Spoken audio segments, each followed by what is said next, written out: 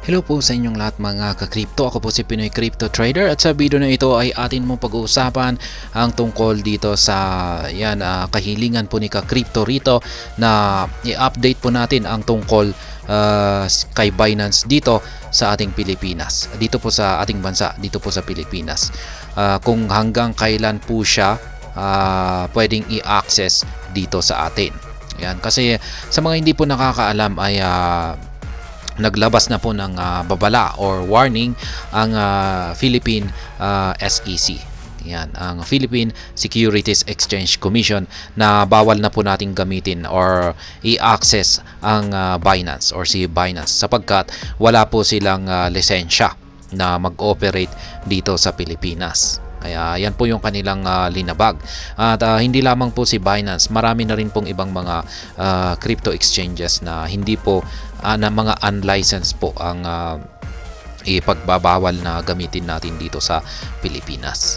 Yan, kailangan po muna nilang kumuha ng lisensya bago sila pwedeng payagan na magkaroon ng access ang mga Filipino users na mga katulad natin.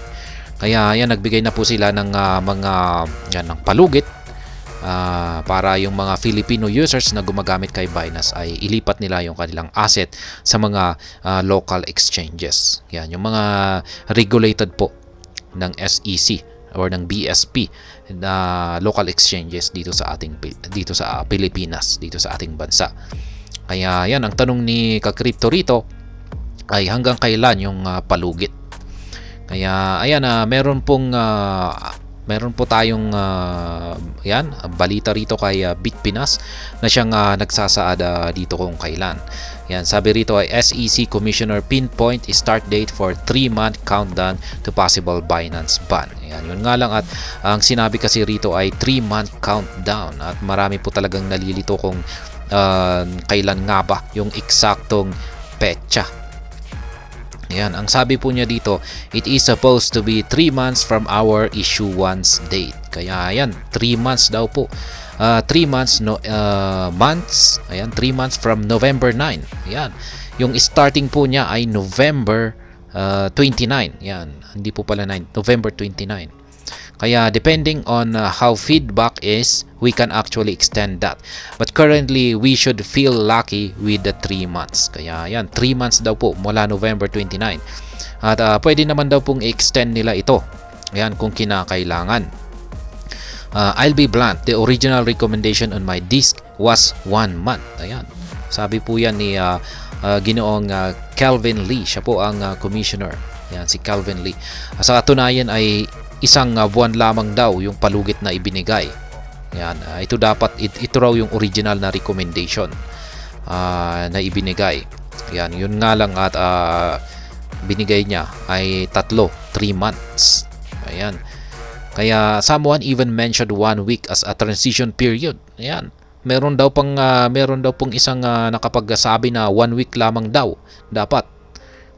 So the 3 months was actually a Christmas thing so as not to traverse Christmas and not to make hard for Filipino investors during that time. Kaya yung 3 months daw na ito ay parang pa-Christmas na para sa mga Filipino investors. Ayan. Para hindi naman daw nakakalungkot ang Christmas holiday natin kung ganito yung mangyayari. Kung ganito yung kanilang gagawin kay Binance or sa mga unlicensed na mga crypto exchanges. Kaya mula November 9. Para kay ka-crypto. Sabi dito ay 3 months. Kaya base po sa aking calculation, mula November 29, 2023. Kung saan ay dito po mag-uumpisa yung potential ban. November 29, 2023. Kung ito yung sasabihin natin na ito yung umpisa. Yung potential ban after 3 months ay magaganap po sa mga February 28, 2024. 3 months. 3 months from November 29, 2023. Kaya base po dito Yan, sabi sa 3-month countdown na ito ay ito po ay sa February 28, 2024. Yan. Yan na po yung petsa. Kung hindi po nila i-extend or hindi po nila papalitan yung kanilang 3-month countdown na ito. Kaya ayan, base po sa aking kalkulasyon ay yung 3-month countdown na ito ay babagsak po sa February 28, 2024. Ito po ang most likely date para sa potential ban sa mga unlicensed na mga crypto exchanges dito sa Pilipinas. At yan, kasama po dyan si Binance. Kaya ayan, pero kailangan po nating gaya po ng sinabi ko kanina, ay kailangan po talaga nating tutukan yung mga developments at mga legal proceedings na pwedeng makaapekto rito sa timeline. Malay natin, baka i-extend. Ayan, mukhang mabait naman po si Ginoong Kevin Lee. Ayan, i-extend po yung ito. Ayan, para hindi naman po pa Christmas, parang yan, February po ay buwan po yan ng pag-ibig. Yan, maraming heartbroken dyan, kaya dapat siguro ay extend na rin niya at huwag niyang itapat sa mga yan, sa araw ng February. Yan, pero February 28 naman po, halos katapusan na ng buwan ng February. Yan, will it only be Binance? Yan, si Binance lang nga ba ang mababan? Lee clarified that all other unregulated exchanges cited, including OctaFX and MyTrade or MeTrade, will be banned 3 months after issuance of the advisory. Kaya ayan, hindi lamang po si Binance, kasama po yung ibang mga unregulated na exchanges. Yan, katulad ni OctaFX at saka si MeTrade. For the other unregistered exchanges, the SEC said it still has a long list that will come out targeting them, but also doing a wait-and-see approach if they will register. Kaya yan, marami pong mga unregistered exchanges ang nasa kanilang listahan na kanilang isusunod na yan, ibaban. Pero meron daw po silang approach na wait-and-see. Ayan, hihintayin nila kung sila ay kikilos or gagalaw para magpa-register. Ayan, at kumuha ng lisensya.